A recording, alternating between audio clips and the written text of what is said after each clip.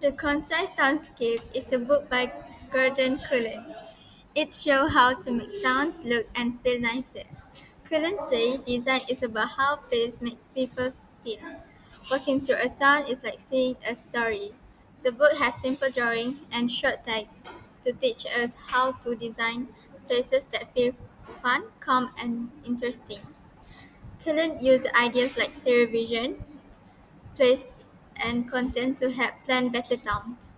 Stereo vision is a Gordon Cullen idea that as we move through a town or city, our view constantly change. It's like a movie made of scenes. Each new step gives us a new frame. Some of the places that have mentioned in the book is Oxford, which is the shape create unfolding drama of the solid geometry. It is also creating an unfolding mystery and give the sense the more you study the more it's revealed. The next is Westminster. The changing shapes and tall structures, all the complex new arrangement and grouping. The way some parts stick out and then suddenly many tall elements come together to form a powerful and dramatic scenes. Here is some example of the zero vision that come from the books, and here is the example that I got it from a secondary data, which is in our site Pasaseni. And then we're going to move into a place which have a position, which is the fixed role of spaces and showing how real life use often goes beyond design. Next is occupied territory, spaces that are really clearly in use or claimed by people. For example, a yard with the kids playing or chair outside show humans present. It gives us a feeling of life and ownership. Next is advantage. This refers to having a strategic viewpoint, like looking over a valley from a balcony. It's about placing the viewer in a position of strength, often visually and symbolically. And then we have enclave, which is these are small, tucked away areas and that feel protected and separate from the rest of the environment. Like a hidden courtyard, they are create a sense of retreat. And then we also have a focal point, is a visual anchor in a space like a stage and at the end of the street that draws the eye and organizes the surrounding land. Defining space, visual markers that break a space of movement like a lamppost, bench, or tree that adds rhythm or emphasis to a path. Then we're going to have a possession movement, which is this is when people own a space as they move through. It's like walking confidently through a familiar alley or square. The design make people feel they belong, even in emotion. And then we have viscosity, about how fast or slow a space makes you move. A narrow, detailed alley might slow you down, high while a wide laned road may let you move quickly, which is low viscosity. They have a low and high viscosity. And then we have enclosure when you are surrounded by buildings, walls, or trees, making a space feel held or embraced. It gives a sense of safety or intimacy. And then we have a multiple enclosure, which is layering several enclosure, like walking from a city street into a courtyard, then into a garden. Each step adds a new level of intimacy or purpose. And And then punctuation, which is the element that give form and meaning to a space, such as edges, boundaries, and ar- architectural feature that tell you what a space is for. And then lastly, we have a narrow. A narrowing of space is like a thin alley or squeezed passage create contrast, tension, or excitement. It can also heighten the experience of what comes next. For example, is opening into a plaza. Content. Content is divided. There have seven categories of environment, which is metropolis, big and busy cities, areas with a tall building and a lot of activity. Towns, which is smaller than a metropolis, more mixed use, more human scale. Then Arcadia, a green, peaceful areas like a garden and quiet parks. And then we go into a parks, which manage open green space meant for public enjoyment. And then industrial, which is a factories or working zone. Arable, farmland or agricultural land. And lastly, we have wild nature, which is untouched. Natural landscape with no human design. Here have a juxtaposition, which means putting two very different things next to each other to create a strong contrast. And then we have immediacy and baseness, which is when something is fully itself, not pretending or dull. It shows it a true material texture or purposes. And then seeing in detail, learning to notice small things like texture patterns, paint mark, and realizing they make some space to come alive. Next is propriety, which means design that respect the setting expressive but not rude or out of place. Urbanity, the graceful feeling of city life, elegance, proportions, balance, and pleasant public spaces. And then we also have illusion, nostalgia, and metaphor. But the most important thing, which is a scale, how big or small something fits in relation to a person or other things, which is scale is more important. The most important because in design we need to know which one is suitable for uh, to use it. And then also have animism, which is giving humans or animal qualities to building or parts of them, like seeing a face in a door or window. The next we also have publicity, geometry, force, sculpture, relationship, which is how different parts of a town connect or contrast, like a road to path, nature to building. Next is a significant object to the urban, which uh, it's like uh, some things that we are familiar to, and then also have distortion trees, which is trees are more than a greenery.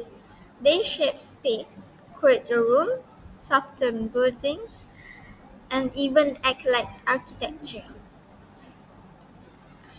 And then we have entanglements, exposure, plantless and vigor, calligraphy, as using a decorative drawn like lines in architectural, like railing or balcony designs that feel expressive and like almost like handwriting. So the next topic is the functional tradition. Basically, there are 9 elements such as structures, railing, fences, steps, black and white, texture, lettering, trim, and the wood. Cullen believes that structures should show the craft and tradition behind them. Bridges like the Thames Bridge use sharp angles and efficient design to express history and purpose, telling their story through how they are built. As for the railings, it have 2 main purposes. First, they block dangerous areas, warn people visually, and help guide movement and keep people safe. And secondly is their function has evolved to serve schools, offices, and institutions, reflecting changes in societal structure and urban design. Fences, it marks the edges of property and keep out unwanted people or animals. They also create private spaces in cities and towns. How a fence looks and where it's placed can affect how we feel about privacy, space, and access. Next is steps. It helps people move between different levels, but they also add meaning to a space. They show changes, create a sense of rhythm, and add to how a place looks. Black and white are often used in city design where safety is important. For example, harbors use white to show safe areas. The strong contrast between these colors helps guide movement, warn of danger, or draw attention to a certain spot. Next is texture. Cullen criticizes large-scale planning for neglecting human perspective and social responsibility. He also recommends using texture to enrich spaces and to add depth to urban areas. A clear, well-spaced signboards enhance the townscape by providing information and improving the environment's look. A good lettering ensures readability and blends with the overall design. As for trim, even small details like trims on buildings or street furniture should blend into the townscape. While for roads are not just for vehicles, they are key parts of the townscape. Next is square for all taste. There are 5 squares, which are private enclosed squares, private open squares, popular squares, municipal squares, and collegiate squares. Private enclosed basically are traditionally residential. These squares can remain private or communal gardens. While private open, they are less formally enclosed. For popular squares, Cullen sees as very lively places. Municipal squares designed to accommodate civic functions. Collegiate squares are found in institutional settings. Basically, it's like a school or academic area. These are examples of squares in our site. The Tara Merdeka are known as a municipal square as it is a formal space. Private open square is Perdana Botanical Garden because it has a peaceful green space open to public but with a quiet and enclosed feel. While Platanen Street is Popular Square as it is a lively and crowded area full of shops, foods, and activities. Next topic is cross as focal point. Cullen basically emphasizes the importance of focal points in urban design. For example, cross structures in design, it has a historical significance throughout history. Other than that, magnetism of fixed objects, such as trees, naturally attract people serving and anchors in public spaces. For the next topic is closure. Closure in urban design refers to a visual and spatial containment. There are design techniques that closure can be achieved through asymmetry, regularity, and strategic placement of buildings that guide the observer's movement and create a sequence of visual experience. It is also a differentiation from enclosure. While enclosure implies a complete inward-looking space, closure suggests a space that is visually contained but still part of a larger journey. The next topic is the line of life. The line of life is basically a concept that focuses on the pathways and routes that facilitate human movement and interaction within urban spaces. First point is human-centered design. Cullen advocates for designing streets and pathways that prioritize pedestrian movement, encouraging exploration and social interaction. For dynamic experience, by thoughtfully designing these pathways, urban planners can enhance the sensory and emotional experiences. Integration with urban fabric.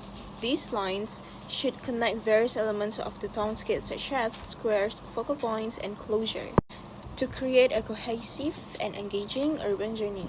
For example, if you go to Central Market, you will move through narrow streets, open squares, shaded walkways. You can see art, food stalls, historic buildings, and street performance. And the path shapes you will experience, creating to a lively journey through the city. In this slide, I explore Khalid's idea of lakes, bits, and emphasize that walking through the lakes allow people to truly connect the urban environment by ways of that predators they experience and remove their human scale. For example, in places like Jalan Todo, Inta, pedestrian route defines the rhythm and atmosphere of the streetscape. Cullen also discusses pilots not just as physical barrier, but as visual and emotional disruption. For the case, relics or overdramatic, that ripple of life or quiet typong carry this visibility and create physiological discomfort in photic spaces. Lastly, the floor refers to how ground treatments influence urban character and movement. At sites like Jalan Panggo, the Taramilika, we see how textures, materials, and pattern can either encourage walking or subtle control behavior, creating spaces that are either dynamic or relaxing depending on their design.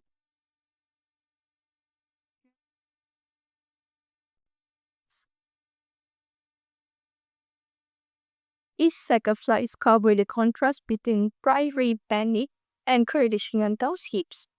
Cullen criticized prairie style layout like in Kampong Atak, where repetitive is connected housing makes to dullness, isolations. He preferred the intricacy and skill of older towns like Blancan, which create emotional journey through enclosure, mystery, and civic feelings. In the rule of thumb, colors remind us how even small changes like inappropriate signage or monorail columns can disturb the history or visual integrity of place like Dataran Deka or Jalan Sultan Ismail. Yet he also valued adaptability like how trees along Jalan Raja soften views and preserve heritage by blending nature and the elements harmonious. So in chapter 15, Cullen talked about street lighting. In the period after the war, installations are based on the principle of silhouette, vision, or surface brightness of the road. But then a problem has arisen. Silhouette vision is an unsatisfactory form of illumination because if one silhouette is behind another silhouette, then only one shape can be seen. Then we can see the danger of many unwanted scenes. After that, the concept of silhouette lighting is changed to the current modern lighting. But there are three things that the Townscaper has highlighted that should be considered when designing a lighting pole. First thing that we should consider is the unity of scale. Unity of scale highlights that an installation should be in scale with the street or environment. There are two types of installation to be avoided. First is installation of a big lighting pole because it will overpower in size and drawing attention to it, which be the main purpose. The lighting should also not be too small and insignificant because it won't bring any effect to the environment. The second thing is propriety because lighting needs to be chosen based on the suitability and appropriateness to the character of the place, something that fits. Because it's about doing what feels right for the scene instead of just following the standard and basic rule. A pole light should be appropriate and scene-sensitive design so it suits the environment. The third thing that should be considered is the kinetic unity. There are many other types of urban enclosure, and most of these enclosure urban express a static feeling. So in such places that have a static feeling, it is important that the installation should not be disturbed and destroyed. For example, an enclosed space in the picture shows how before the town has a static and enclosed shape, but after the lighting is installed, it gives a moving and continuous feeling to the enclosed space. Based on the lighting rule that Gordon Cullen has mentioned, we have conducted a study on the central market of Kuala Lumpur in the lighting aspect. In the sense of unity scale, based on our observation, The Central Market area failed in the aspect of the scale because it have a few places that has humongous pole light at place that is open and wide. It makes the building around look insignificant and look dull-sized. In the sense of kinetic unity, the area in the site did not disturb the intended static quality with lighting, because most of the enclosed street market has its own lighting that is different from the surrounding area. It creates a separated environment that remains a static feeling in the closed environment. Third aspect, which is propriety, it is known that the buildings in Central Market area is diverse in the aspect of the architectural style, which the lighting also follows the scene and mode of the intended place, making a harmonious view and blending in with the environment. So the next chapter is about outdoor publicity. Cullen has highlighted that a random and ugly ads stuck on the building should be avoided at all costs because they don't match the building or the street design. Instead, the advertisement should be full of life, energy, and has its own characteristic. It might be vulgar, but it's vital because people are drawn to it. Cullen say that this should be inspired and not be copied blindly. Even when it comes to outdoor publicity, there are four main objections against street advertisement. Firstly, it should match the surrounding environment. Second, it should not force attention from the public, especially using the public space without any choice. Third is they should not degrade the public aesthetic standard. And the last one, they should not distract the drivers and road users. Next, Cullen has talked about visual incongruity, which means a visual that should stand out. Because in Cullen context, he has highlighted how the modern publicity often doesn't blend well with the buildings or city environment by being very bold and vulgar. But instead of seeing that as something ugly, he suggests that we accept it and use it creatively to add character to the city. For the study of Central Market in Kuala Lumpur, the public advertisement do have the kind of modern publicity that Cullen has mentioned because it has a very strong contrasting color and shapes with the building. It is very bold, unique, and easily recognizable. In chapter 17, Gordon Cullen has talked about the wall because in every urban element, including walls, must stay within cultural or architectural propriety, what's considered acceptable. But the designers always aim for maximum visual effect, which the idea focus on texture and light play, achieving beauty by working with the material's nature, not hiding it. A blank wall surface always tempts designers to engage creatively, but Cullen has strongly warns against irrelevant decoration that hides the structure true purpose.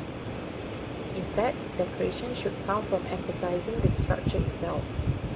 For Cullen, wallscape is about how the wall itself, its material, structure, and purpose create visual interest, not surface art that covers it.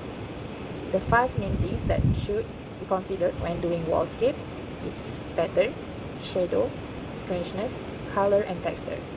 As we can see in Central Market, Kuala Lumpur, there are a lot of buildings that follows the concept of the wall mentioned by Cullen. Some examples included is the Sultan Abdul Samad building, which shows the play of the texture.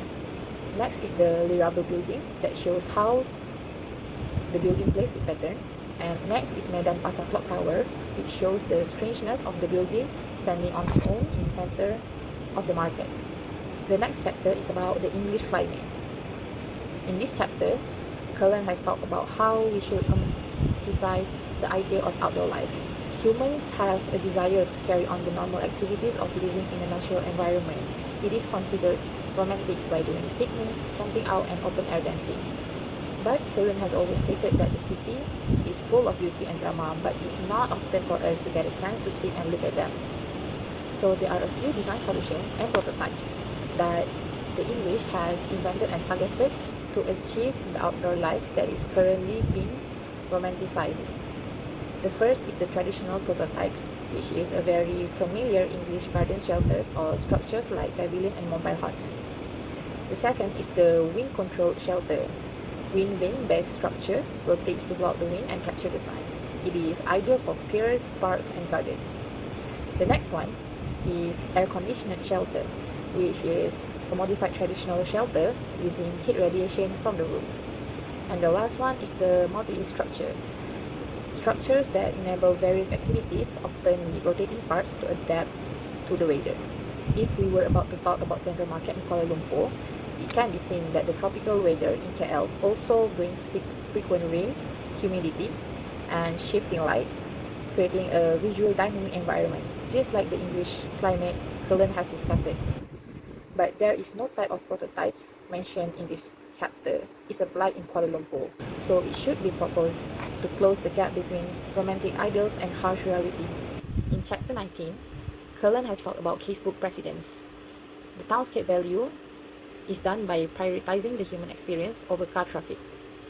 In Well Hall Estate, Eltham, in the 1915, there are a few things the townscape has did to prioritize human experience. One of the things is the change in level. Building steps going up or down can give variety to the street line.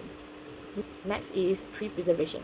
The natural elements preserved to create enclosure and connection. Next is the sequential views. Roads curve can help to guide your eyes step by step and make you anticipate in what's coming next. And the last one is visual rhythm. The differences in height, spacing, and orientation can avoid boredom and repetitive style. For the Redgrave Road in Basildon New Town during the 1953, there is three main things that can be looked that shows the value of the townscape. First is projecting building. Projecting building can make the space feel more private and give a sense of I live here kind of feeling. Next is footpath and hedges. Curving path and hidden turns add pleasure and surprise to your walks because you can see what's ahead, so you become more anticipated in the view that is upcoming. And the last one is the color coding. Projected parts of building painted in different colors can add variety and orientation. According to Gordon Calentry, should be integrated like architecture, not as decoration but as an element that shape how we move, see and feel without the urban landscape. Line. Tree plant in the road act like a structural guide, creating a rhythm and direction in the streetscape, much like architecture line in a building. Geometry. The soft curve form of the tree contrasts with the hard line of building, making space feel more inviting and less rigid. Mobile. Unlike static building, tree bring dynamic movement, swaying in the wind, changing with a season and adding emotional contrast to the urban setting. Screen. Tree can define boundary, is and screen attractive view, offering a sense of enclosure and structure without the need for solid wall. And the last one is sculpture. A well-placed tree can act as a living sculpture, standing out in the open area and adding identity, a visual interest like a piece of public art. Thank you. In urban design, Gordon Cullen emphasized that level change like steep platform or sunken area aren't just functional but emotional tools. Going up make people feel powerful, or formal like approaching a monument. Going down create intimacy and calm like entering a quiet garden. This shift had guide movement and reveal view. Cullen called this design with purpose, using level to create a rhythm, exciting or serenity. A great example in the Spanish step in Rome, where terrace turn to steep climb into a graceful social experiment. He also introduced an idea for a telltale little clue that something special is ahead, like catching glimpse of Petronas Twin Towers between 3 and KLCC. This hint make the journey more engaged and memorable. Overall, level change bring elegance and emotion to the city, inviting people not just to move but to feel. Here and there, a simple enclosure divides space into here and there, creating a contrast that sparks curiosity and invites movement. Inside and stand out. When the inside of a building is impressed outwardly, it transforms the street into a more engaged and dramatic space. Space continuity. Continuity is created when space flow into each other, blurring the line between inside and outside and adding visual interest. Public and private, every space has its own identity. Some are open and safe while others are more personal and private. External and internal. Two spaces can look the same but feel completely different depending on how they are used the experience. Space and infinity. Seeing sky where we expect ground creates surprise and give a powerful sense of openness and infinity. Capture space. Architectural elements like carving and screen have defined and shaped space, revealing it slowly and within attention. Reflection. Angle building suggests hidden or secondary space, adding mystery and depth to the environment. Projection. Space like open particles invite people in and feel, making building more welcoming and inspiring. Functional space. A well-designed space can bring people together and enhance event, creating energy and excitement in the city. Immediacy. Immediacy in urban design emphasizes the importance of engaging the sense and emotion right in the movement through nature, water and powerful architectural form like domes. Water.